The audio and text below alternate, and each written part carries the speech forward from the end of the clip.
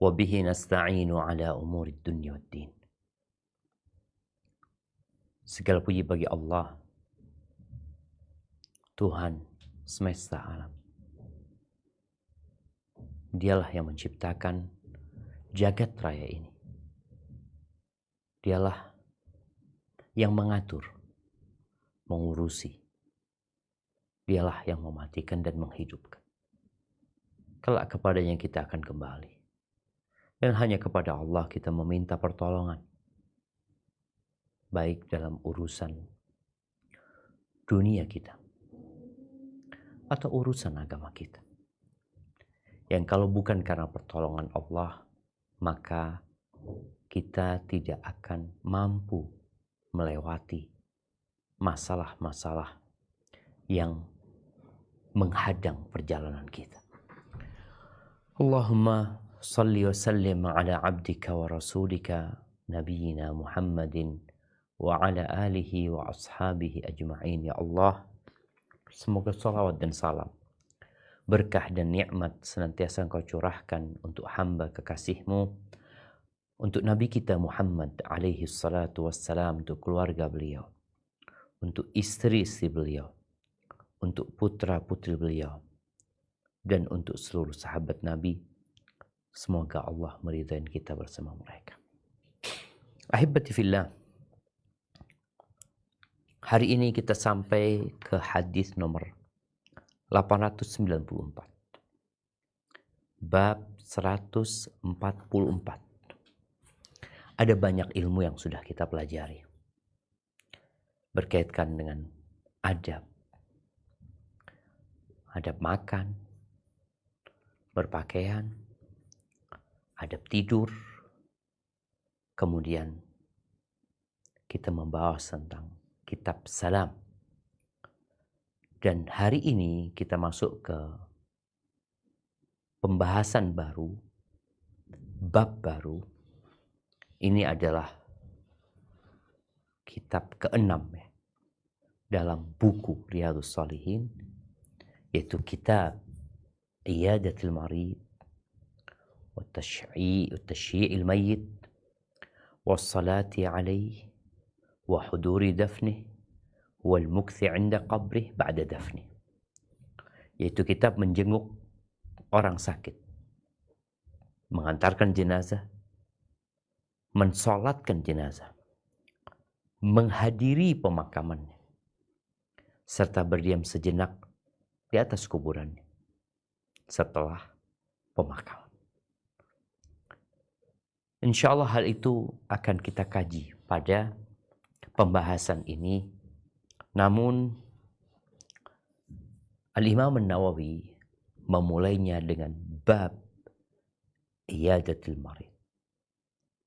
Bab tentang menjenguk orang sakit.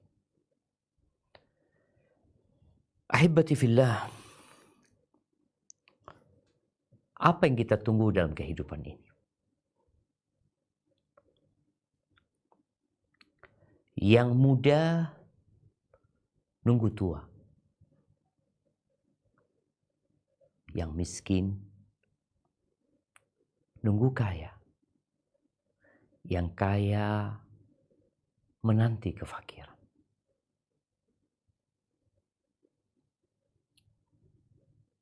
Yang sehat menanti sakit. Yang hidup menanti kematian. Satu hal yang menjadi tabiat manusia. Manusia itu pelupa. Terkadang kesibukan dia dengan dunia membuat dia lupa dengan hakikat dirinya. Terkadang kekayaan yang Allah berikan kepadanya membuatnya jadi sombong dan angkuh. Terkadang kedudukan, jabatan yang Allah anugerahkan kepadanya membuat dia lupa daratan. Terkadang kesehatan yang merupakan nikmat yang sering dilupakan oleh manusia dia gunakan untuk kemaksiatan. Maka di bab menjenguk orang sakit, ini bab berkaitan dengan kita semuanya. Siapa yang tidak pernah sakit? Rasulullah SAW, makhluk yang paling dicintai Allah. Allah kasih sakit. Bahkan sakit yang tidak main-main parahnya. Sakit yang membuat beliau tidak dapat ke masjid. Sakit yang membuat beliau pingsan. Jangan bicara ke masjid. Bangkit dari ranjangnya pun sulit. Kita semua berdoa minta sehat. Tapi ternyata kita tetap sakit. Kita minta sembuh. Tapi sebagian penyakitnya dibawa mati. Karena memang inilah kehidupan dunia. Allah berjanji mengabulkan doa kita. Memperkenankan permohonan kita. Tapi kita harus selalu ingat bahwa jawaban dari doa dan permintaan itu satu dari 3 hal. Orang yang sakit sedih biasanya. Hilang kesombongan dari jiwanya. Dia merasa lemah. Dan tidak mampu berbuat. Apalagi penyakit yang membuatnya harus opnam. Harus bed rest. Ketika itu dia semakin yakin bahwa dia makhluk yang lemah. Kebutuhannya kepada Allah Azza wa Jalla. Karena ya orang yang sehat sibuk bekerja, sibuk beraktivitas. Dan ketika Allah kasih penyakit dan disyariatkan mengunjungi orang yang sakit, kita jadi tahu diri bahwa engkau adalah makhluk yang lemah. Wa khuliqal insanu dha'ifa. Dan manusia diciptakan dalam kondisi lemah. Dia nggak bisa lagi beraktivitas seperti orang lain. Cuti. Nah, bahkan makanannya pun ditetapkan. Harus makan ini dan itu. Lalu mereka yang opnam di rumah sakit, ada infus yang dipasang. Ranjangnya pun khusus buat dia. Maka ahibati fillah, penyakit datang untuk menghapuskan dosa, untuk mengangkat derajat. Penyakit datang untuk menyadarkan manusia. Dan kita yang sehat, sadarlah, nggak perlu engkau sakit. Tapi ana merasakan bahwa ada banyak hal di tubuh ana yang sejatinya nggak sehat. Kita sedang tidak baik-baik saja. Tapi terkadang kita tidak memberitahu orang lain. Namun hendaklah kita sadar akan hakikat kita. Dan kalau bicara menjenguk orang sakit, ya sakit. Apa saja sakitnya. Nggak harus sakit yang dia nggak bisa kemana-mana. Soalnya kadangkala orang berpikir menjenguk orang sakit itu ya yang sakit parah. Enggak. Sakitnya nggak parah pun kita berusaha untuk menjenguknya demi menguatkan hatinya, mendoakan dia, menumbuhkan kebahagiaan dan kegembiraan yang terkadang rasa gembira itu dapat mengusir penyakit. Barakallahu fiik, kita akan masuk ke dalam hadis-hadis yang disebutkan oleh Al-Imam Nawawi dalam urusan membesuk orang yang sakit. Naam, tafadhal ya.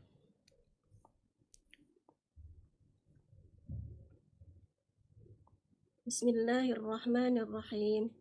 Bab iyadatil marid. Bab menjenguk orang sakit. Anil Bara ibni Azib radhiyallahu anhu qala amarna Rasulullah sallallahu alaihi wasallam bi iyadatil wa ittiba'il jihad wa tasmitil atis wa ibraril muqsim wa nasril hum wa ijabatid da'i wa ifsya'is salam. Muttafaqun alaih. Dari Al-Bara bin Azib radhiyallahu berkata, Rasulullah sallallahu alaihi wasallam memerintahkan kami untuk menjenguk orang yang sakit, mengantarkan jenazah, mendoakan yang bersin, memenuhi upah, menolong yang dizalimi, memenuhi undangan dan menyebarkan salam. Muttafaqun alaih. Barakallahu fiik. Hadis ini sudah pernah dibahas, di mana Nabi SAW dalam cerita Al-Bara bin Azib memerintahkan. Kalau bicara perintah, maka zahirnya membesuk orang sakit adalah wajib. Para ulama menyebutkan, na'am, membesuk orang sakit adalah wajib, tapi wajib 'alal kifayah. yakni apabila ada orang yang sudah membesuk, yang lainnya jadi nggak wajib. Tapi nggak boleh orang itu tidak besuk, tidak dibesuk ya. Kemudian berkaitan dengan membesuk orang sakit ini, kita juga perlu tahu diri. Ada kondisi orang yang tidak boleh dibesuk. Nggak boleh. Keluarganya mengatakan jangan dibesuk. Karena kalau dia dibesuk boleh jadi dia semakin down mentalnya. Ya udah. Kita tahan diri. Kemudian ada orang yang dibesuk tapi nggak boleh lama-lama.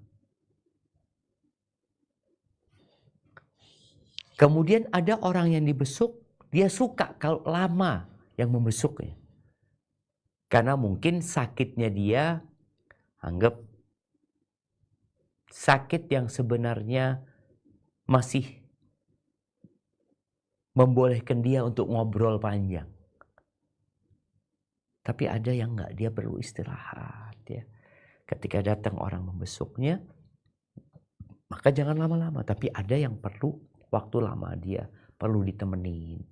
Karena dia nggak bisa tidur. Dan dia kalau nggak bisa tidur nanti melamun umpamanya. Makanya kadang-kala di ruang rumah sakit itu, di kamar rumah sakit itu disediakan televisi. Ya. Karena orang kadang-kala sendirian di situ membuat dia jenuh. Maka keberadaan kita menemani itu meringankan orang yang sedang sakit. Juga obrolan ketika membesuk orang sakit itu perlu diperhatikan. Jangan sampai antum ngobrol atau menceritakan sesuatu yang membuat orang yang sakit semakin parah. Contohnya ini orang sakit kena jantung. Dia habis pasang ring. Datang nih, engkau pasang ring, ya Allah. Kemarin tetanggaku pasang ring, ya. Kemudian 3 hari setelah pasang ring pulang ke rumah mati sampai rumah. Apa yang akan terjadi sama orang ini? Jadi jangan cerita yang buruk. Ceritakan yang baik-baik. Katakan kau sakit apa? Duh sakit dadaku. Oh enggak ada, aman. Punya tetangga itu alhamdulillah sehat pada umurnya sudah tua. Allah kasih sehat. Nah insya Allah penyakitnya ini dapat disembuhkan. Allah maha penyembuh. Sambil didoakan seperti itu. Ini perintah Nabi SAW. memerintahkan untuk membesuk orang sakit, mengikuti jenazah, tashmitil atis, mendoakan orang yang bersin. Kalau ada orang yang bersin lalu mengatakan alhamdulillah, kita doakan ya rahamukallah. Kemudian wa ibraril muqsam, memenuhi sumpah dia. Contohnya dia bersumpah, demi Allah engkau datang ya ke acaraku. Demi Allah aku yang bayar ya. Ketika dia sumpah, usahakan kita memenuhi sumpah dia. Wa nasril madlum, dan menolong orang yang dizalimi. Jangan dibiarkan saudara kita dizalimi di depan mata kita, sedangkan kita mampu untuk menolong kalau kita mendiamkannya. Wa ijabatid da'i, menjawab orang yang mengundang kita, terutama undangan walimatun nikah.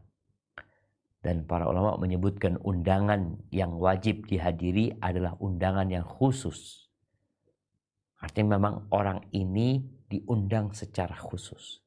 Kalau undangan umum, dia sebar broadcast ya, itu lebih kepada yang mau datang ya datang, yang enggak. Tapi kalau dia telepon antum secara khusus atau memberikan undangan kepada antum, ada nama antum di sana, maka usahakan kita datang. Wa ifsya'is salam, dan Nabi SAW memerintahkan kepada kami untuk menyebarkan salam. Jadi Islam itu tidak hanya berbicara tentang hablum minallah. Kita lihat nih, ini semua bicara hablum minan nas. Membesuk orang sakit, hablum minan nas. Mengikuti jenazah, hablum minan nas. Tashmitil atis, mendoakan orang yang bersin ketika memuji Allah, hablum minan nas. Wa ibraril muqsim, memenuhi sumpah orang, menolong orang yang dizalimi, menjawab undangan, menyebarkan salam. Jadi Islam ini agama yang sempurna dan satu-satunya agama yang diterima oleh Allah Azza wa Jalla. Kita sebagai kaum muslimin hendaklah menerapkan nilai-nilai Islam ini dalam kehidupan kita. Jangan hanya menjadi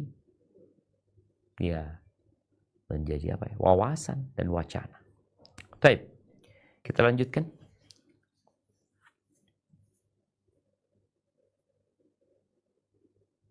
Hadis nomor 895. Bismillahirrahmanirrahim. Wa an Abi Hurairah radhiyallahu anhu anna Rasulullah sallallahu alaihi wasallam qala haqqul muslimi 'alal muslimi khamsun. Raddus salami wa iyadatul maridi wa tiba'ul janaizi wa ijabatud da'wati wa tasmitul atisi, muttafaq alaih. Dari Abu Hurairah radhiyallahu anhu bahwasanya Rasulullah sallallahu alaihi wasallam bersabda, hak seorang muslim atas muslim lainnya ada 5, yaitu menjawab salam, menjenguk orang sakit, mengantar jenazah, memenuhi undangan, dan mendoakan orang yang bersin. Muttafaq alaih. Barakallahu fiik. Ini bicara hak saudara kita. Kalau bicara hak saudara kita, maka kewajiban buat kita. Kita sering menuntut hak, tapi lupa memberikan hak orang lain. Berapa banyak pertikaian yang terjadi di antara umat Islam disebabkan mereka melupakan hak saudaranya, sibuk dengan hak dirinya. Gak perlu kita menuntut hak kita. Kita laksanakan kewajiban kita. Karena kita tidak akan ditanya tentang orang lain, kita akan ditanya tentang diri kita. Yang pertama adalah raddus salam, menjawab salam. Di hadis lain, kalau engkau berjumpa dengan dia, ucapkan salam. Itu hak saudara kita untuk mendapatkan salam. Kita menjawab dan kita mengucapkan salam kepada dia. Dia tidak menjawab, ya urusan dia. Yang jelas kita sudah berikan hak dia. Ini yang kedua, yang berkaitan dengan bab kita, wa iyadatul marid. Iyadatul marid, kok nggak disebut ziaratul marid? Jadi ucapan iyadah itu lebih sering digunakan untuk kunjungan kepada orang sakit. Tapi kalau dia nggak sakit, ya ngomong ziarah. Aku mau ziarah ya ke tempatmu. Aku pulang dari ziarah fulan. Tapi kalau mengatakan aku pulang dari raja'tu min iya au ji'tu min iyadati fulan, itu lebih untuk kondisi orang yang sakit biasanya. Karena iyadah itu berulang-ulang biasanya. Dia belum sembuh, kita kunjungin lagi, ternyata sakitnya lama, kita datang ke tempat dia. Kemudian wattiba al-janaiz sama dengan yang sudah dibahas, yaitu mengikuti atau mengantar jenazah. Wa ijabatud da'wa, memenuhi undangan. Wa tashmitil atis, mendoakan orang yang bersin ketika dia mengatakan alhamdulillah. Barakallahu fiik. Baik, kita lanjutkan. Hadis 896. Bismillahirrahmanirrahim. Wa anhu qala Rasulullah sallallahu alaihi wasallam, inna Allah azza wa jalla yaqul yawmal qiyamah, ya ibn Adam, maridtu falam ta'udni. Qal, ya Rabb, kaifa a'uduka wa anta rabbul alamin. Qal, ama 'alimta anna 'abdi fulana marid falam ta'udhu? Ama 'alimta annaka law udtahu lawajadtani 'indahu? Ya ibn Adam, istat'amtuka falam tut'imni. Qal, ya Rabb, kaifa ut'imuka wa anta rabbul alamin? Qal, ama 'alimta annahu istat'amaka 'abdi fulan falam tut'imhu? Ama 'alimta annaka law at'amtahu lawajadta dhalika 'indi? Ya ibn Adam, istasqaituka falam tasqi. Qal, ya Rabb, kaifa asqika wa anta rabbul alamin? Qal, istasqaka 'abdi fulan falam tasqi. Ama 'alimta annaka law saqaitahu lawajadta dzalika 'indi. Rawahu Muslim.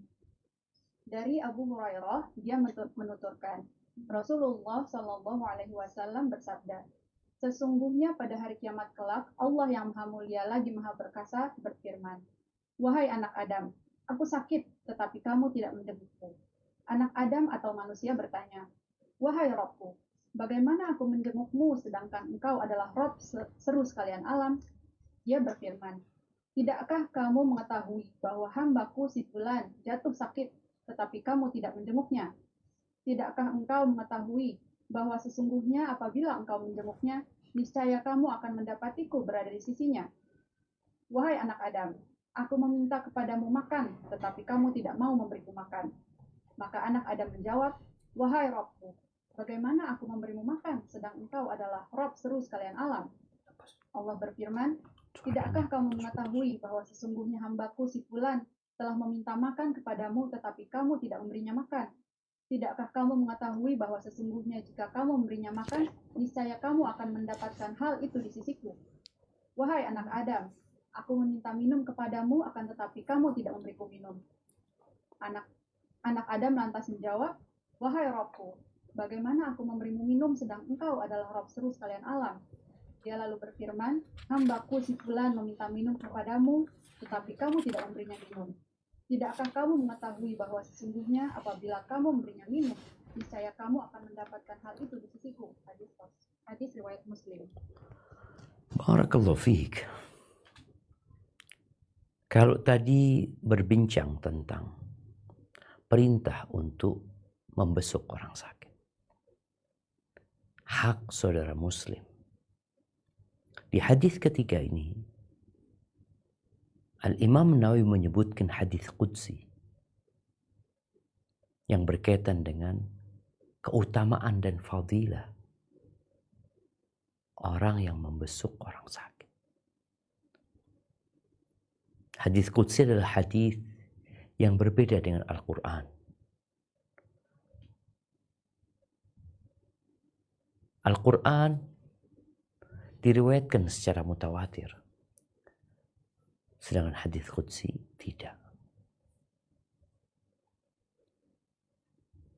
Hadis qudsi ada yang dhaif. Di hadis qudsi ini Rasulullah SAW mengatakan, Inna Allah Azza wa Jal yaqulu yawmal qiyamah. Sesungguhnya Allah Azza wa Jal akan berkata pada hari kiamat.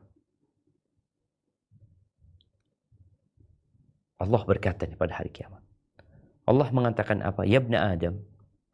Ini pada saat hisab, pada saat penyidikan, di mana setiap manusia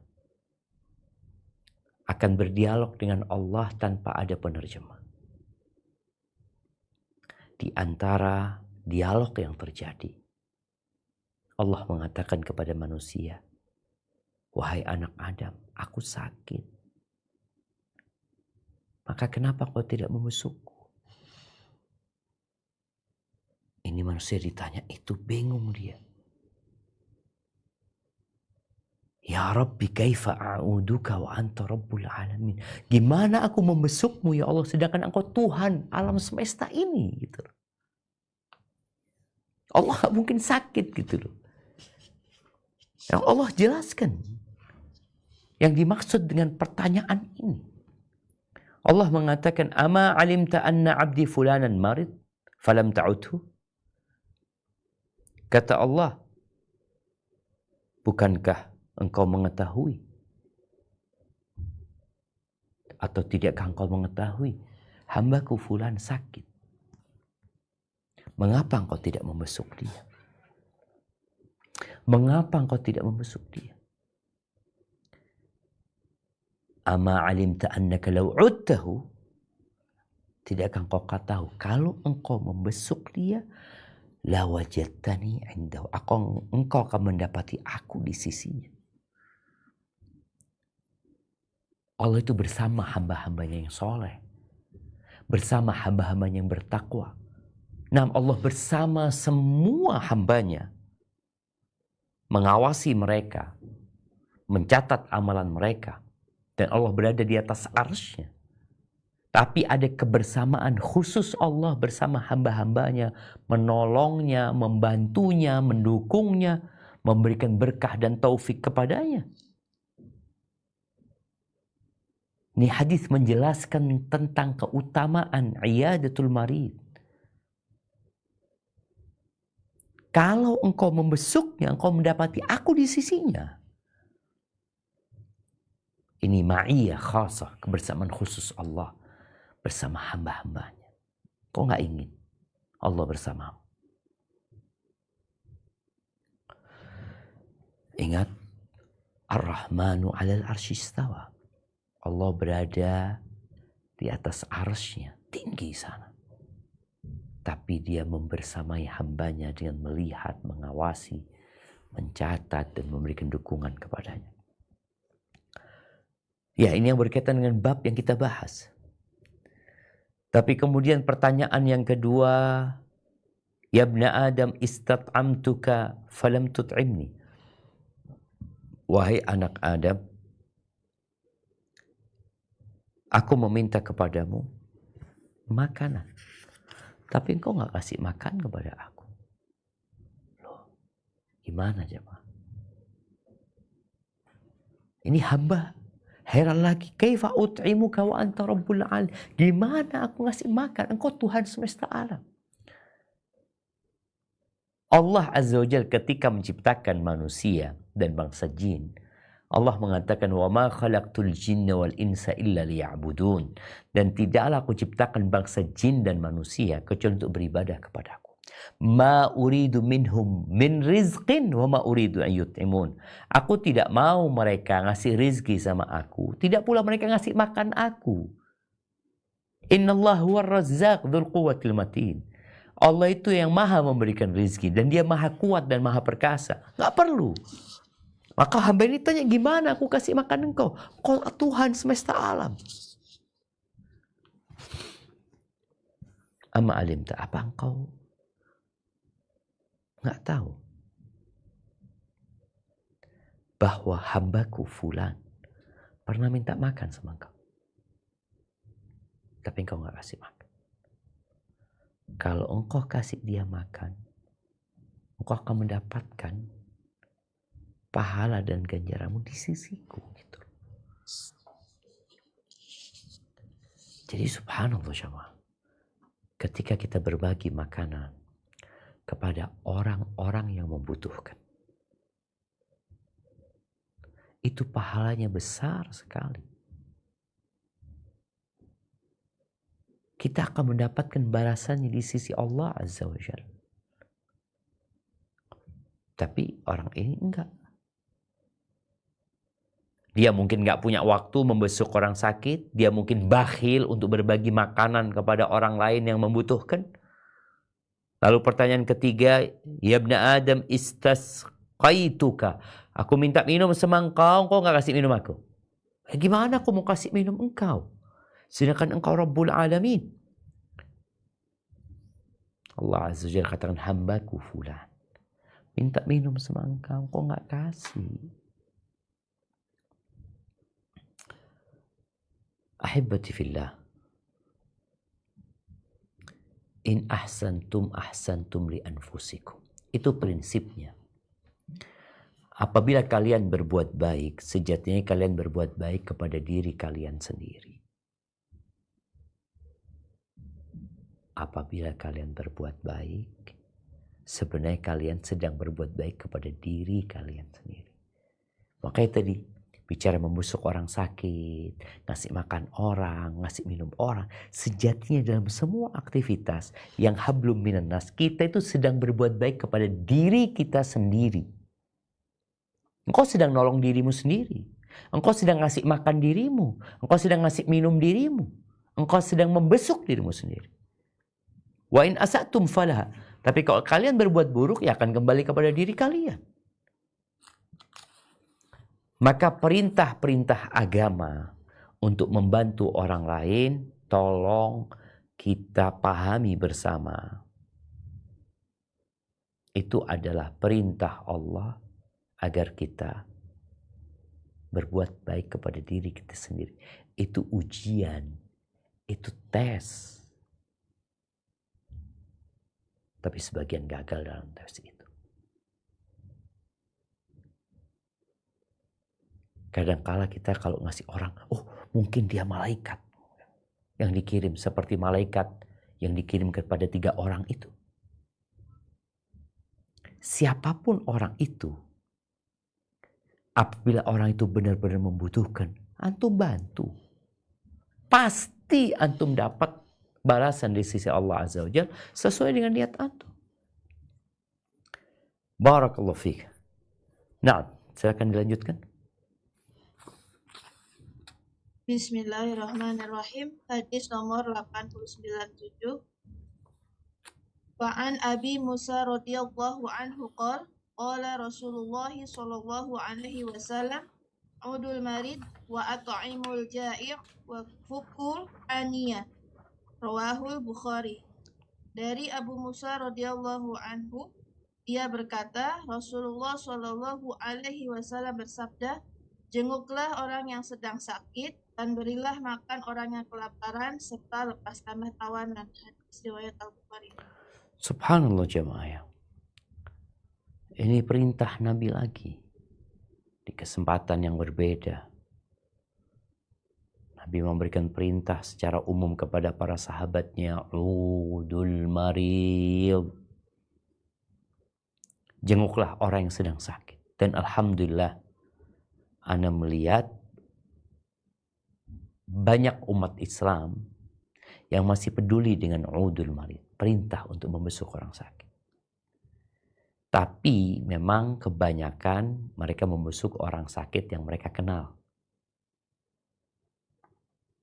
Kalau nggak kenal, kadangkala kita abai. Ya sudah. Yang penting ada yang membesuk orang itu. Ada cerita di sebuah rumah sakit. Ini orang tiap sore habis asar membesuk orang sakit. Datang, Assalamualaikum ahlan, didoakan mudah cepat sembuh ya. Terus nanti ke kamar selanjutnya.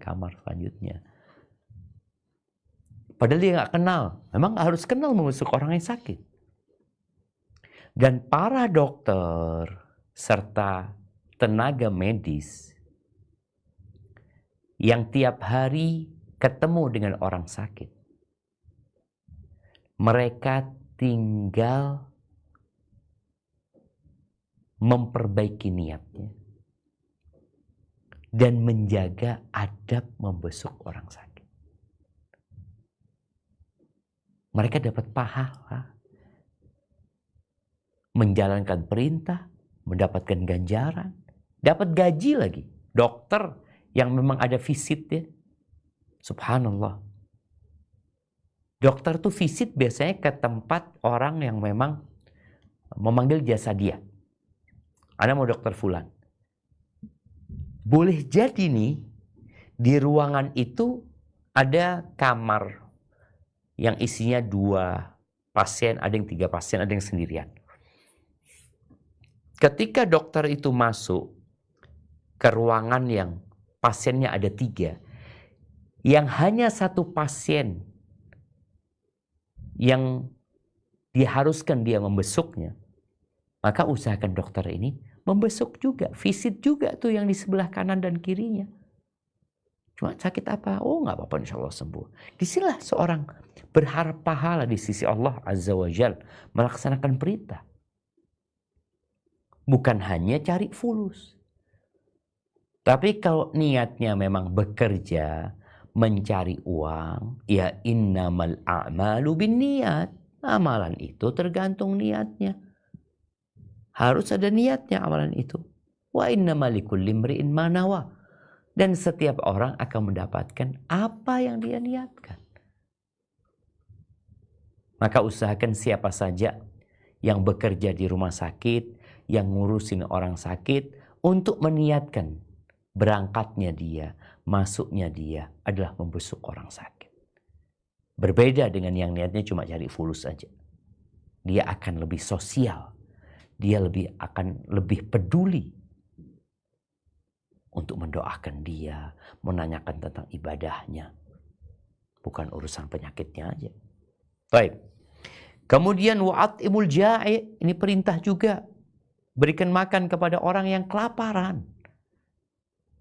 Ada orang-orang yang susah hidupnya. Ini juga perlu ada kerjasama di setiap RT umpamanya. Ketika di situ ada orang yang memang nggak mampu, yang seharusnya memang menjadi kewajiban dinas sosial ya. Negara itu punya kewajiban memperhatikan masyarakat yang tidak mampu. Apalagi tidak mampu makan, dia kelaparan. Itu ada duitnya. Bagaimana pihak RT setempat itu, ya boleh jadi mereka menggalang dana sendiri. Kalau nggak mampu, ya boleh jadi dia mengurusin buat orang tersebut. Ini termasuk kita kasih makan orang yang lapar. Kalau nggak, ya tetangganya peduli sama orang-orang yang lapar di sekitarnya. Yang ketiga adalah melepaskan tawanan, menebus tawanan. Ya kalau memang menebus harus dengan uang ya. Atau dengan kita berusaha untuk ngomong. Kita mungkin punya kenalan ini dan itu. Ini termasuk pekerjaan-pekerjaan, amalan-amalan yang disukai oleh Allah Azza wa Jalla. Barakallahu fiik. Baik. Kita lanjut.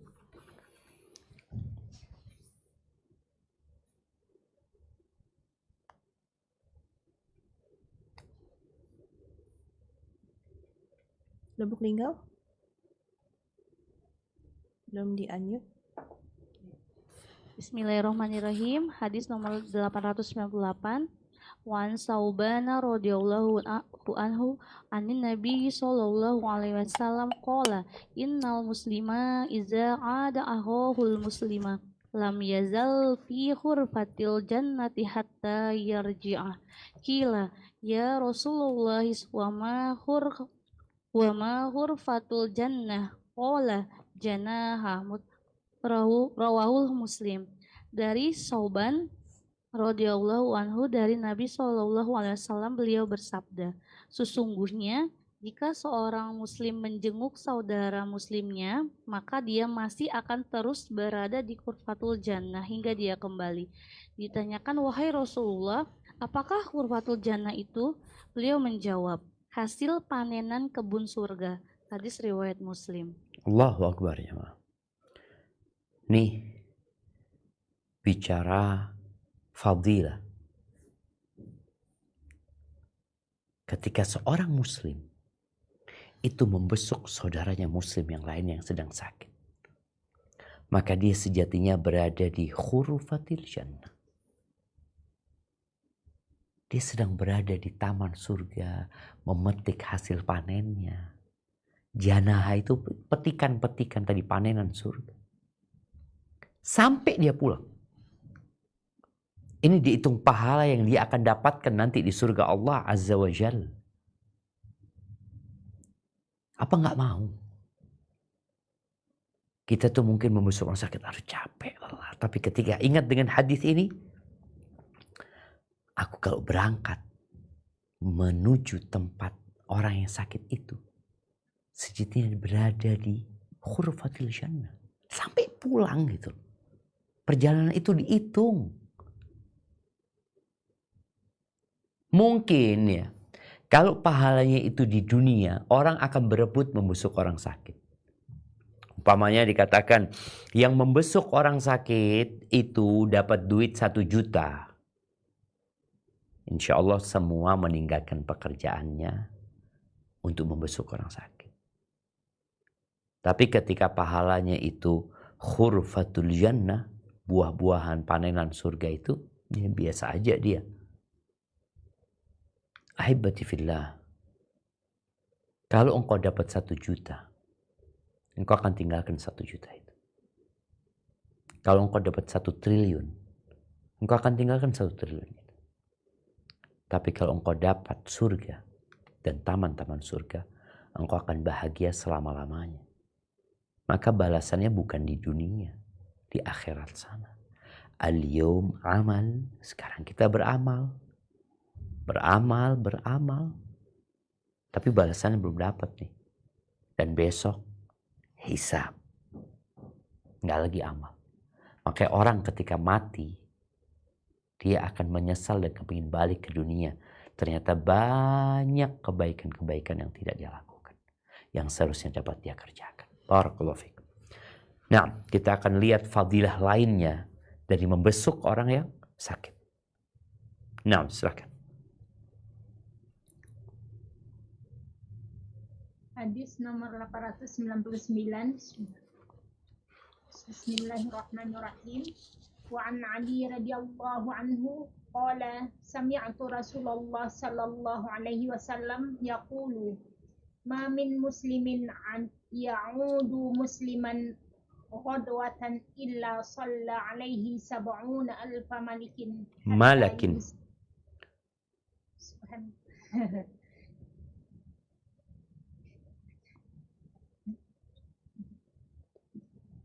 Nah, shalla alaihi 70,000 malakin hatta yumsi wa in adahu ashiyatan illa shalla alaihi 70,000 malakin hatta yusbiha wa kana lahu qarifun fil jannah. Dari Ali radhiyallahu anhu, dia bercerita, aku pernah mendengar Rasulullah sallallahu alaihi wasallam bersabda, tidaklah seorang muslim menjenguk orang muslim lainnya pada pagi hari, melainkan akan dibacakan salawat atasnya oleh 70,000 malaikat sampai sore hari. Dan jika menjenguknya pada sore hari, melainkan akan dibacakan salawat oleh 70,000 malaikat sampai pagi hari. Dan dia akan mendapatkan kebun di surga. Hadis riwayat At-Tirmizi. Dan dia mengatakan hadis ini hasan. Barakallahu fiik ya. Subhanallah jemaah. Di hadis ini disebutkan dua kondisi membesuk orang sakit, pagi dan petang. Dan memang kalau kita lihat kebanyakan rumah sakit itu memberikan jadwal besuk itu 2 kali, pagi dan petang.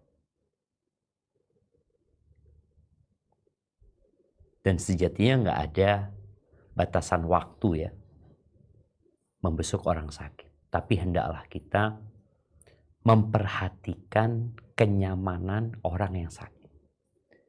Apalagi kalau di rumah sakit. Bukan hanya kenyamanan orang yang sakit, tapi kenyamanan ya rumah sakit itu juga.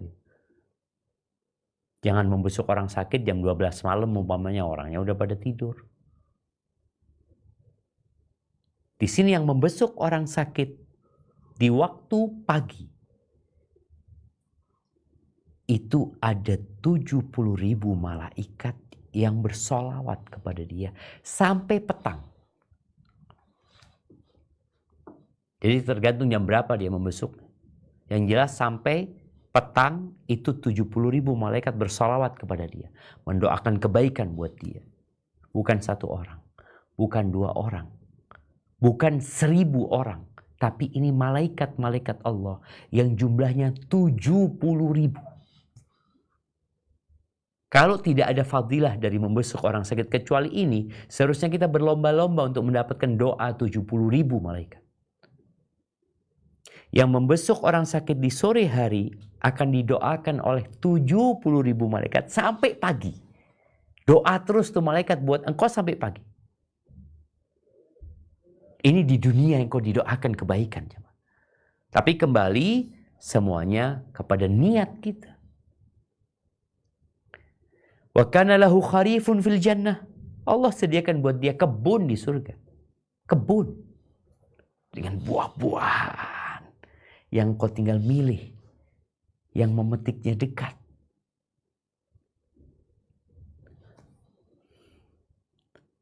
Hanya orang yang abai. Yang kemudian melihat fadilah seperti ini. Kemudian dia tidak bersungguh-sungguh untuk mendapatkannya. Ajaklah keluarga, ajaklah anak-anak kita membesuk orang sakit sambil dikasih tahu fadilahnya. Dapat apa engkau? Ya Allah, syama. Nah, tafadhol, dilanjutkan. Bismillahirrahmanirrahim. Hadis nomor 900. Wa an Anisin radhiyallahu anhu qol kana gulamun yahudiyyun yakhdumun nabiyya sallallahu alaihi wasallam famarida fa'atahun nabiyyu sallallahu alaihi wasallam ya'uduhu faqa'ada inda ra'sihi faqala laha aslim fanazara ila abihi wa huwa indahu faqala ati' abal qasimi fa aslama fakharajan nabiyyu sallallahu alaihi wasallam wa huwa yaqul alhamdulillahilladzi angkadzahu minan nar rawahul Bukhari. Dari Anas radhiyallahu anhu dia berkata, ada seorang anak muda Yahudi yang biasa melayani Nabi sallallahu alaihi wasallam. Anak muda tersebut jatuh sakit. Nabi sallallahu alaihi wasallam pun menjenguknya. Lalu beliau duduk di dekat kepalanya seraya mengatakan, masuk Islamlah. Maka anak muda itu melihat ayahnya yang berada di dekatnya juga. Kemudian ayahnya berkata, taatilah Abu Al-Qasim. Maka anak muda itu pun memeluk Islam. Selanjutnya Nabi Sallallahu Alaihi Wasallam keluar seraya berdoa. Segala puji bagi Allah yang telah menyelamatkannya dari api neraka. Hadis riwayat Al-Bukhari. Barakallahu fiik ya, ini hadis berbincang tentang toleransi yang seringkali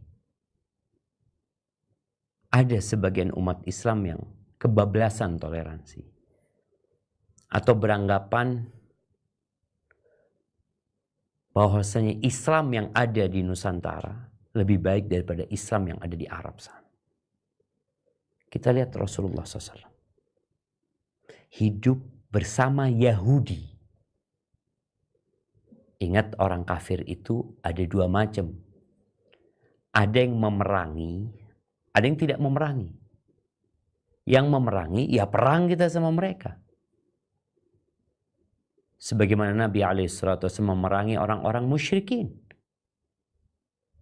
Dan beberapa kaum Yahudi juga diperangi karena mereka memerangi.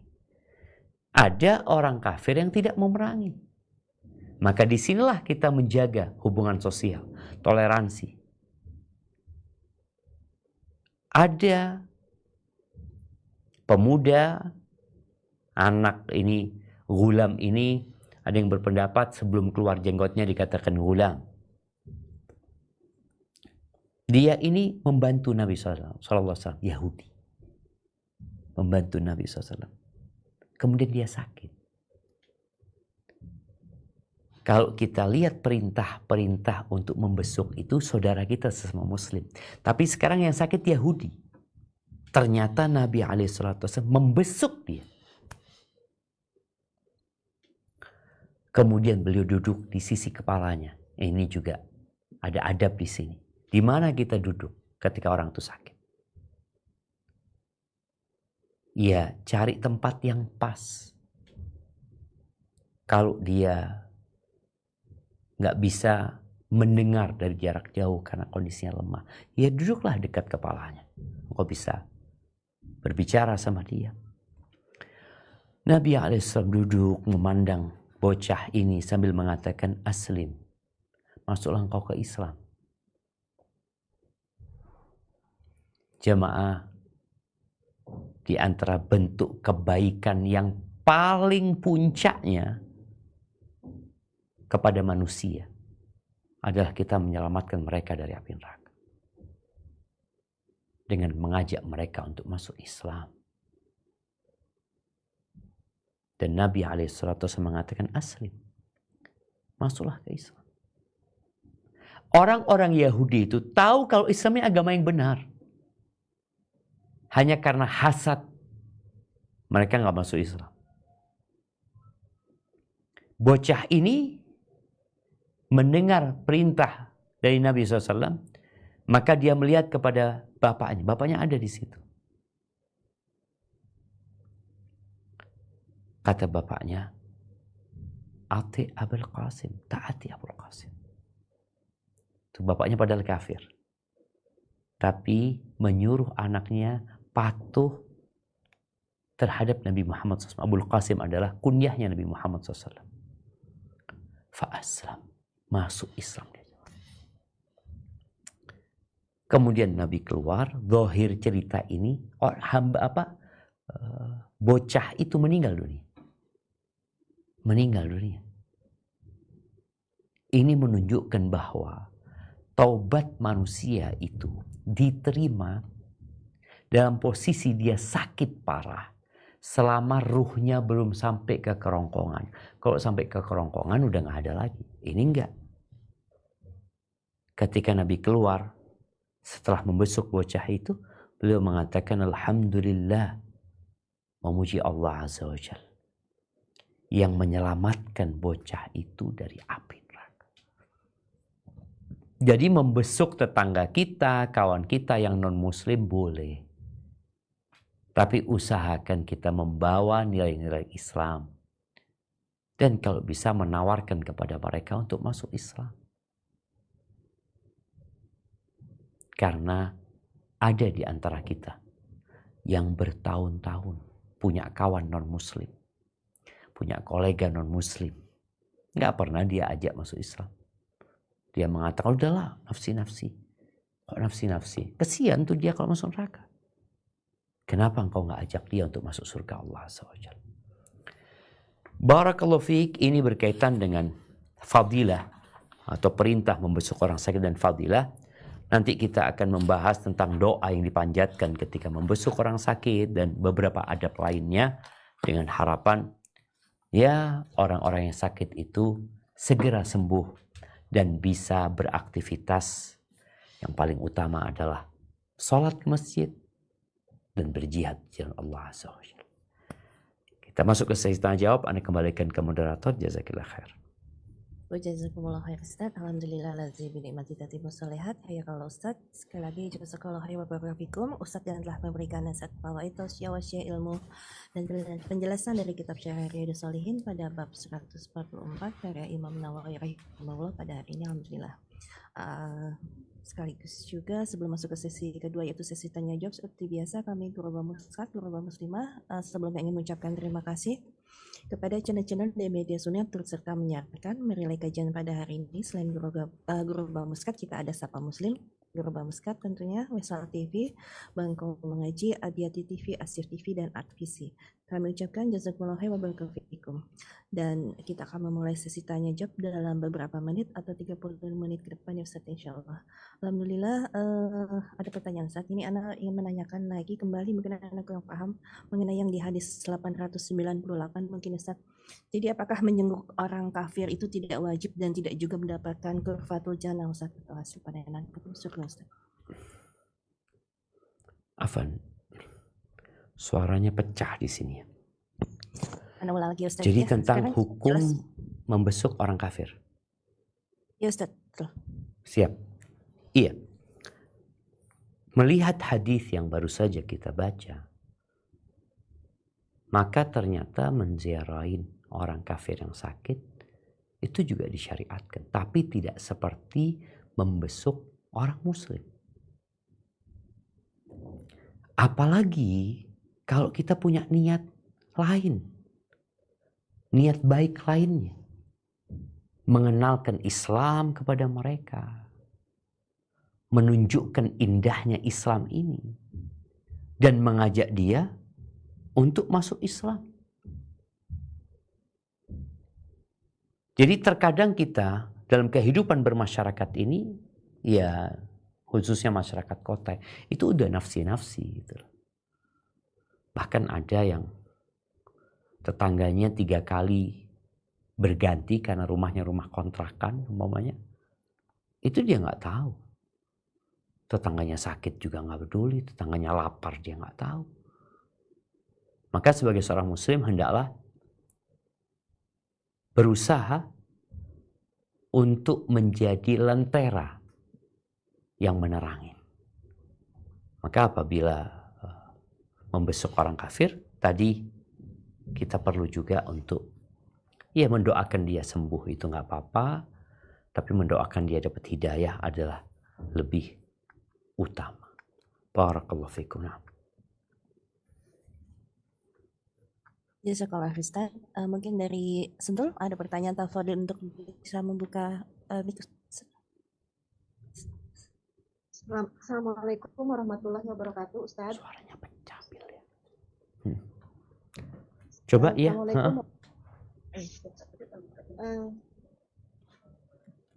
Assalamualaikum warahmatullahi wabarakatuh, Ustaz. Waalaikumsalam warahmatullahi wabarakatuh. Barakallahu fiik, Ustaz. Begini Ustaz, Enggak kedengaran. Tunggu sebentar ya. terdengar? Oh ya. Naam, tafadhali.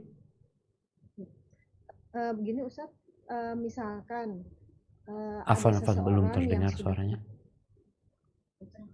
misalkan Enggak, ada tambah enggak seseorang, kedengaran. Sebentar teh. ya, Afan.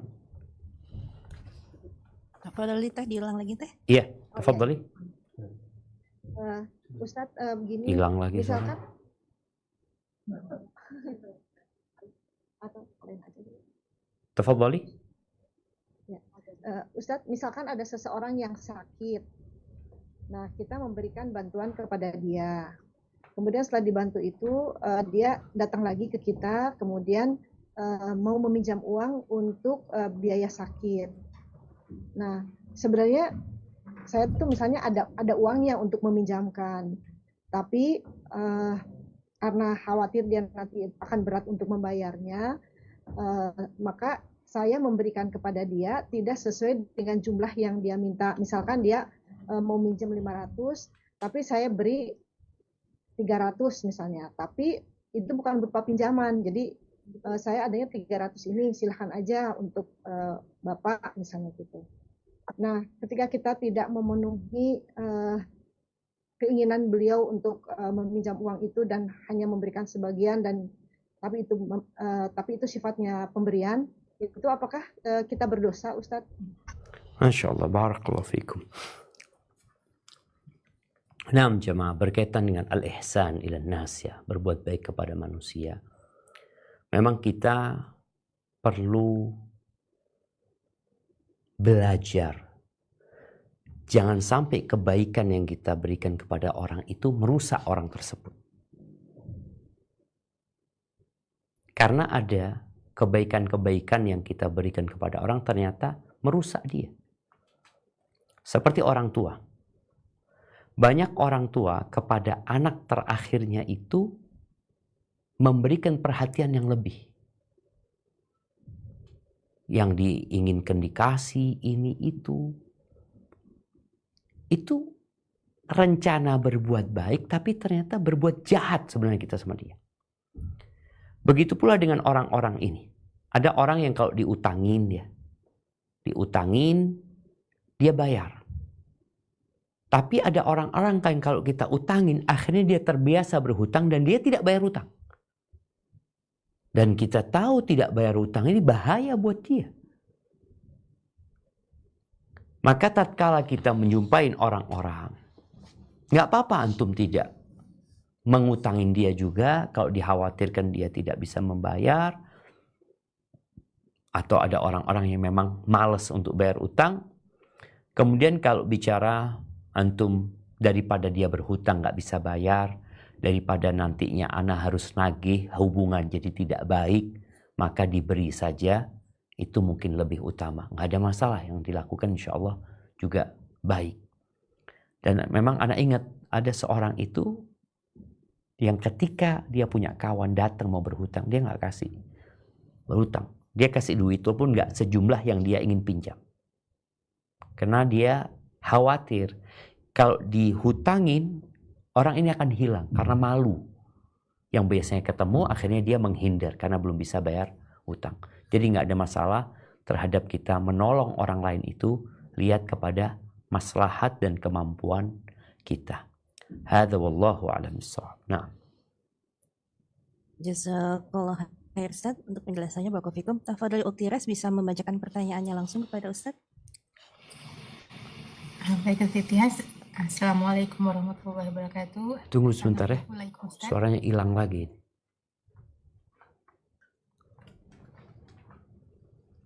Nah, tafadhol. Assalamualaikum. Pertanyaannya, apakah ada adab tertentu ketika menjenguk orang sakit? Misalnya membawa makanan. Will, iya. Apakah Coba adab lagi. tertentu? Bagaimana? Sudah kedengaran, Ustaz? Putus-putus ya. Putus suaranya. Apa kami tuliskan di chat saja pertanyaannya, Ustaz? Enggak terdengar suaranya, afwan ya. Tunggu sebentar.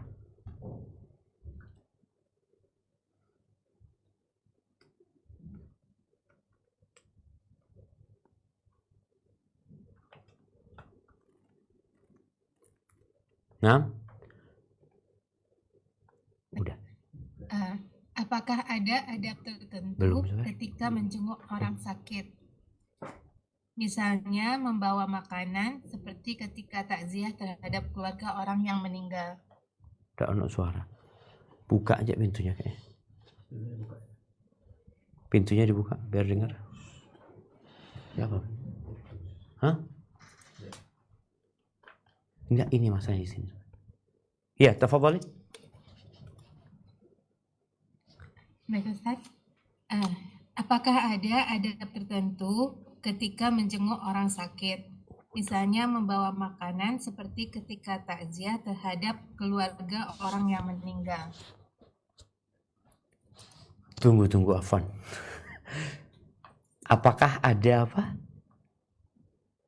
Adab tertentu, Ustaz. Oh iya, oke, siap. Nah, berkaitan dengan adab membesuk orang sakit ya. Sebenarnya tidak ada keharusan kita membawa makanan. Tapi tujuan membesuk orang sakit adalah menghibur orang tersebut, mendukung orang tersebut, menguatkan orang itu, dan mendoakan dia. Boleh jadi kita datang bawa makanan, karena memang dia membutuhkan makanan itu. Atau kita bawa vitamin, bawa obat, ya, bawa jamu, karena memang itu dibutuhkan. Atau boleh jadi makanan itu bukan untuk yang sakit, tapi untuk yang jagain yang sakit. Jadi kita kan membesuk itu bukan hanya yang sakit, tapi keluarganya juga. Karena keluarga itu kalau ada yang besuk, dia jadi seneng gitu loh, ada perhatian, dia juga berterima kasih. Maka ketika kita butuh bawa makanan, silahkan bawa makanan. Ketika memang dia lebih membutuhkan obat, kita bawa obat, apa saja boleh. Jadi tidak ada ketentuan, hanya saja orang yang membesuk orang sakit tolong tahu waktu dan memahami kondisi orang yang sakit. Jangan sampai dia berlama-lama di sana padahal yang sakit mau istirahat. Dan jangan cepat-cepat juga padahal yang sakit masih mau ngobrol sama antum. Jadi kembali kepada tradisi dan budaya yang ada serta kondisi yang sakit dan keluarganya. Hadza wallahu a'lam bissawab. Na'am. Assalamualaikum. Sudah bisa terdengar suara kami, Ustaz? Waalaikumsalam warahmatullahi wabarakatuh. Naam, terdengar. Sudah ya, Ustaz ya? Sudah. Oh ya, Ustaz. Sudah ada yang raise hand. Ini dengan Ukti Mega kan ya? Ukti Mega, tafadhol Ukti Mega untuk bisa bertanya kepada Ustaz. Ukti Mega sudah di-unmute. Ukti Mega. Oke. Assalamualaikum warahmatullahi wabarakatuh, Ustaz. Saudara yang tidak membantu keluarganya yang sakit pas saat membesuk saudaranya hanya diam, hukumnya apa ya, Ustaz? Tolong diulang. Assalamualaikum warahmatullahi wabarakatuh. Waalaikumsalam. Saudara tidak membantu keluarganya yang sakitnya pas saat membesuk saudaranya hanya diam, tidak membantunya, hukumnya apa ya, Ustaz? Boleh Ana bantu, Ustaz? Kalau Siap, kurang jelas. Tafadhali.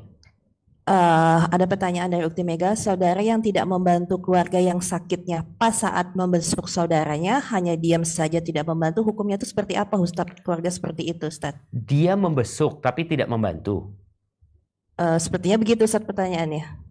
Nah, barakallahu fikum. Fik barakallah. Nah, ahibati fillah, tadi kita bicara tentang hukum membesuk orang sakit. Orang yang sakit ini macam-macam hubungannya dengan kita. Ada yang tetangga, boleh jadi dia non-muslim. Ada yang kenalan. Ada yang sesama muslim. Ada yang kerabat kita. Maka hak mereka berbeda-beda.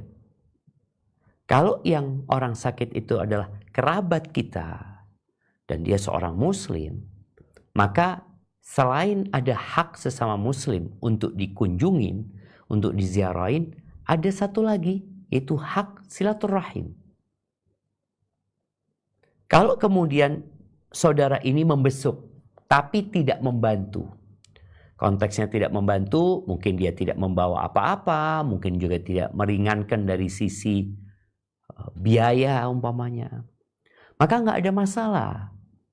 Kita itu jangan terbebani dengan sikap orang.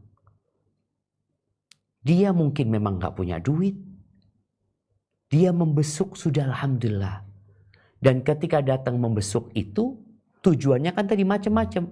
Yang pertama menghibur, menguatkan, mendoakan, atau juga mau membantu secara finansial. Boleh jadi di antara tujuan dari membesuk itu tidak semuanya diberikan kepada yang sakit ini. Tapi kehadiran dia menunjukkan kepedulian. Maka hendaklah kita ucapkan jazakumullah khairan. Kalau ternyata ada yang tidak peduli bahkan tidak mau membesuk, ya sudah didoakan semoga dia mendapatkan hidayah. Jangan sampai hal itu membuat yang sakit tambah parah. Karena kita itu kadangkala udah sakit, lalu kita terbebani dengan ya Allah fulan tuh kalau nggak datang ya, kalau nggak membesuk, udah biarin engkau fokus sama dirimu, nggak usah ngurusin fulan. Fulan mau datang alhamdulillah, nggak datang urusan dia sama Allah Azza wa Jalla. Hendaklah kita fokus sama diri kita, bagaimana menguatkan agar kita jadi sehat dan memohon kepada Allah Azza wa Jalla. Sedangkan berharap kepada manusia itu hanya akan membuat kita menderita. Berharap kepada Allah, ketika ada yang membesuk, ucapkan jazakumullah khairan. Ketika dia tidak membesuk, doakan dia. Dan kau fokus memohon kepada Sang Pencipta. Hadza wallahu a'lam bissawab. Nah.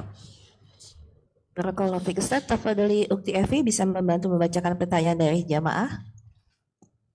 Jazakillah khair Uti Tias. Assalamualaikum warahmatullahi wabarakatuh. Ustaz, ini ada Waalaikumsalam warahmatullahi wabarakatuh. Bismillah, izin bertanya Ustadz, apakah jika menjenguk orang sakit cukup berdoa semoga cepat sembuh? Apa harus baca safakillah khairan insyaallah dan mengangkat tangan seperti berdoa? Mohon penjelasannya Ustadz, jazakumullah khairan. Barakallah. Masya Allah, barakallahu fiik.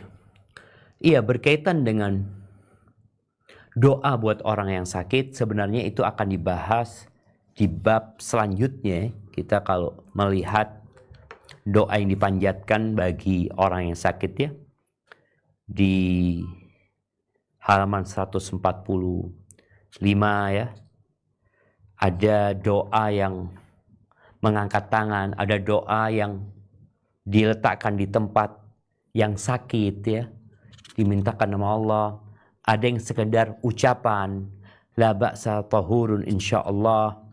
Jadi doanya macam-macam sebenarnya. Semuanya boleh. Jadi yang bisa berdoa. Kalau dia bisa meruqyah, mungkin dia datang ke sana membacakan Al-Fatihah ke tempat yang sakit ya, lalu memohon kepada Allah Azza wa Jalla, semuanya diperbolehkan. Adapun macam-macam doa yang dibaca, itu insyaallah akan dibahas pada pertemuan yang akan datang. Hadza wallahu a'lam bissawab. Nah. Barakallahu fiik Ustaz. Ini ada pertanyaan Ustaz. Ini mengenai ini Ustadz, bagaimana hukumnya niat menjenguk orang sakit namun menular dan bisa membahayakan jiwa kita Ustadz? Bagaimana hukumnya seperti itu Ustadz? Masya Allah, barakallahu fiik. Iya, ini kembali kepada kondisi orang yang sakit. Ada orang sakit yang bisa dijenguk, ada orang sakit yang tidak bisa dijenguk. Tidak bisa dijenguk itu kondisinya macam-macam. Dia di ruang isolasi yang memang dilarang untuk menjenguk. Maka kita tidak perlu menjenguk. Bahkan Nabi SAW mengatakan, firra minal majthum firaraka minal asad. Larilah engkau dari orang yang terkena penyakit jazam, penyakit yang menular ya, kusta atau afan lepra. Penyakit yang menular itu sebagaimana engkau lari dari singa. Jadi ketika orang itu tidak bisa dijenguk, maka nggak perlu dijenguk. Mungkin kita kirim sesuatu buat dia, kita telepon dia, kita motivasi dia dari jarak jauh. Karena memang orang itu nggak bisa dijenguk. Dan niat kita insya Allah udah ditulis. Aku niat sebenarnya jenguk dia. Tapi kondisi dia yang tidak bisa dijenguk memang umpamanya seperti itu. Dan kita tahu Allah Azza wa Jalla memberikan pahala sesuai dengan besar niat kita. Hadza wallahu a'lam bissawab. Barakallahu fiik Ustaz. Tafadhali Ukti Res bisa bertanya langsung kepada Ustaz. Baik, ini pertanyaan dari jemaah Ustaz. Assalamualaikum Ustaz. Nah. Saya memiliki kakak kandung yang posisi di luar pulau saat pandemi COVID mulai dari rahimahullah sakit hingga wafat. Saya belum ada kesempatan untuk mengunjungi beliau hingga ibu dan saudara kandung berpikiran saya tega terhadap rahimahullah karena berapa kali rahimahullah mencari saya. Uzur saya tidak bisa safar karena tidak diperbolehkan suami dengan pertimbangan suami tidak bisa mendampingi safar karena suami ada di luar kota. Dan sedangkan saya harus menjaga 4 anak yang masih kecil dan anak kami ada yang masih 1 tahun dan tidak boleh terbang. Hingga kini hal ini masih mengganjal bagi kami. Apakah pilihan saya menanti suami dapat dimaafkan Allah sehingga tidak dapat mengunjungi saudara? Jazakallah khair Ustaz. Barakallahu fiik. Naam ahibati fillah. La yukallifullahu nafsan illa wus'aha. Allah Jalla Jalaluhu tidak memberikan beban kepada hambanya di atas atau di luar batas kemampuan dia. Tadi dia sebagai seorang istri, dia sebagai seorang adik, ya, sebagai seorang kerabat, dia tidak bisa berbuat kecuali ada izin dari sang suami. Maka tatkala dia tidak dapat membesuk saudaranya, karena memang suami tidak memberikan izin, apalagi kondisinya memerlukan safar, ditambah lagi dia harus menjaga 4 anaknya, maka pilihannya sudah tepat. Dan dia pun kalau datang tidak bisa menyelamatkan nyawa saudaranya. Maka mendoakan itu menjadi lebih utama di saat kita tidak bisa hadir di tempat itu. Dan jangan pernah meremehkan doa. Jangan pernah kita meremehkan permohonan kepada Allah Azza wa Jalla yang pada hakikatnya usaha dari dokter, usaha dari manusia, berbagai macam pengobatan alternatif itu tidak akan memberikan manfaat kecuali Allah memberikan izin. Makanya Nabi Ibrahim ketika bercerita tentang Allah, beliau mengatakan wa idza maridtu fahuwa yashfin. Kalau aku sakit, dialah yang menyembuhkan aku. Jadi insya Allah pilihannya sudah tepat, bukan karena tidak ingin, tapi karena tidak mampu. Semoga dengan seperti itu Allah tetap memberikan pahala buat sang penanya. Hadza wallahu a'lam bissawab. Nah. Barakallahu fiik Ustaz. Tafadhali Ukti Evi bisa membantu bacakan pertanyaannya dari jamaah Zoom. Jazakallah khair Ukti Tias. Assalamualaikum warahmatullahi wabarakatuh. Assalamualaikum. Waalaikumsalam warahmatullahi wabarakatuh. Bagaimana sebaiknya adab yang kita lakukan bila kita sakit? Memberitahukan teman atau kerabat agar dijenguk sehingga mereka mendapatkan kesempatan mendapatkan pahala atau didoakan malaikat, atau bolehkah merahasiakan kondisi sakit karena tidak mau merasa dikasihani atau menyebarkan aib diri sendiri? Mohon pencerahannya Ustaz. Jazakumullah khairan barakallahu fiik. Masya Allah, barakallahu fiik. Naam ahibati fillah. Sejatinya ya, persahabatan itu akan membuat orang-orang kehilangan sahabatnya ketika tidak berjumpa dengan mereka. Maka dia akan bertanya. Nabi SAW ketika di majlis tidak mendapati salah satu sahabat yang biasa hadir, Nabi tanya, kemana fulan? Kok nggak kelihatan? Oh sakit fulan. Maka Nabi kemudian membesuknya. Tapi ada kondisi yang sahabat ini sakit, kemudian dia meminta Nabi untuk membesuknya. Dengan harapan dia didoakan sama Nabi SAW. Jadi, apa sikap yang perlu dilakukan? Ketika sahabat-sahabatnya bertanya kemana dia, maka ini menjadi solusi. Sahabatnya tahu bahwa dia sedang sakit. Tapi kalau ternyata mungkin kawan-kawannya ini sedang sibuk, mungkin kawan-kawannya ini memiliki kegiatan yang menyebabkan dia lupa dengan kawannya ini, mungkin kita bisa kasih tahu mereka. Nggak ada masalah kalau bicara umpamanya anak nggak ingin dikasihani atau akhirnya nanti anak tambah down, ya udah nggak perlu dikasih tahu. Karena memang ada orang-orang yang kalau dibesuk dia umpamanya semakin parah sakitnya. Jangan. Karena sejatinya fadilah itu mereka akan dapatkan bukan hanya membesuk dirimu. Ada banyak orang sakit, mungkin mereka juga sudah mendapatkan fadilah tersebut. Jadi intinya kembali kepada engkau. Tapi boleh jadi ketika aku kayaknya rindu sama fulan. Mungkin kalau fulan datang dia menghibur aku cepat sembuh. Sehingga aku cepat bisa beraktivitas. Karena sakit ini menghapuskan dosa dan mengangkat derajat. Dan kita diperintahkan untuk berobat. Dan boleh jadi obatnya itu bukan obat yang kita minum, tapi obatnya itu datangnya kawan-kawan kita, itu menjadi obat buat kita. Jadi dua-duanya boleh ya. Engkau nggak mau dibesuk, nggak ngasih kabar nggak apa-apa. Engkau mau ngasih kabar juga nggak apa-apa. Hadza wallahu a'lam bissawab. Nah. Baik, Ustadz, masih ada pertanyaan, semoga bisa ya Ustadz ya. Ini ada pertanyaan dari Ukti Ida Rasyad. Tafadholi Ukti Ida, bisa bertanya langsung kepada Ustadz Zuna. Iya, jazakillah khairan Ukti Tias. Assalamualaikum warahmatullahi wabarakatuh Ustadz. Waalaikumsalam warahmatullahi wabarakatuh. Jazakallah khairan atas materinya. Semoga Ustadz selalu dalam lindungan Allah Subhanahu wa taala dan semua tim kajian dan tim SLB. Amin ya rabbal alamin. Ustadz Afwan izin membacakan pertanyaan. Ustadz, bagaimana sebaiknya kita yang bekerja sebagai perawat jompo yang selalu menghadapi pasien yang uzur dan kebanyakan orang tua yang kadang sudah sakratul maut dan mereka non-muslim. Adakah kewajiban kita di sana untuk menuntunnya untuk masuk Islam?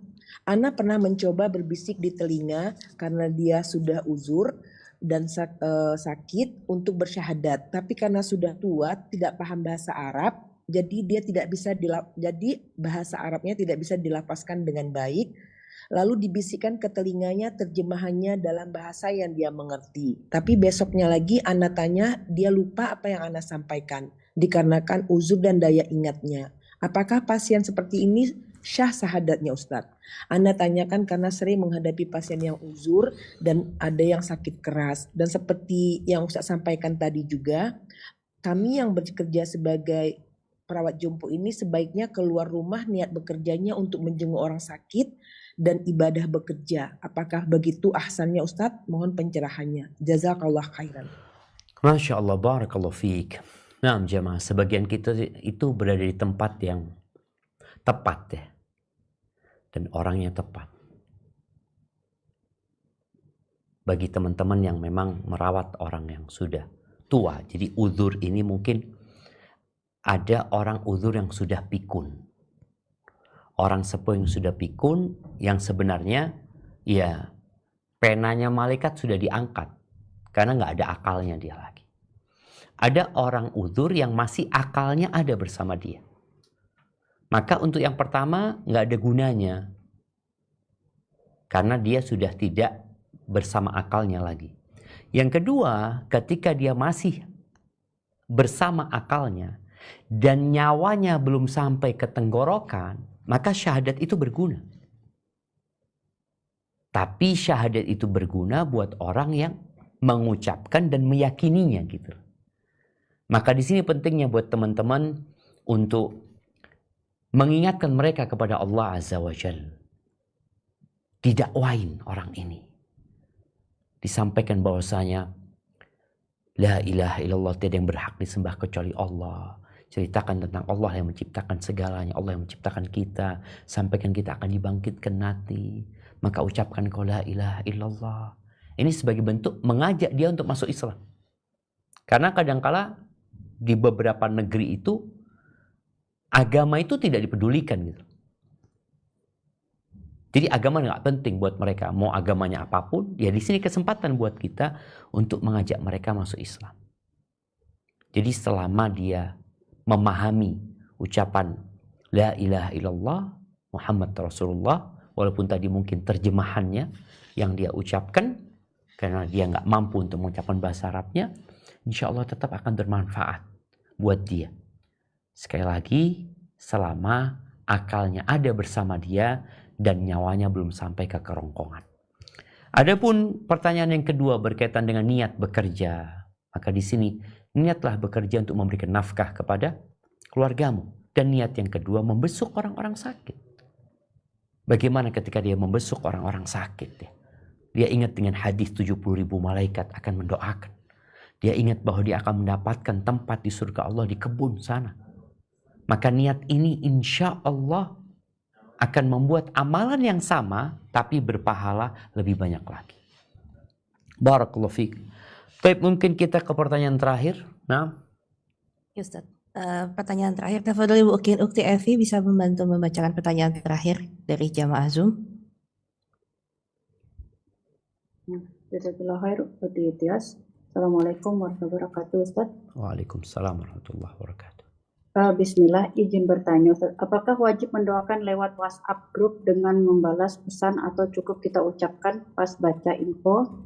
Jika ada orang sakit atau meninggal, mohon penjelasannya, Ustaz. Jazakumullah khair. Apa pertanyaannya? Apakah wajib mendoakan lewat WhatsApp grup, Ustaz, dengan membalas pesan atau cukup kita ucap pas baca info? Barakallahu Jadi tidak fikum. ya. Iya, berkaitan dengan mendoakan orang yang sakit, orang yang meninggal umpamanya. Apakah harus kita tulis atau kita cukup mendoakan dengan lisan kita?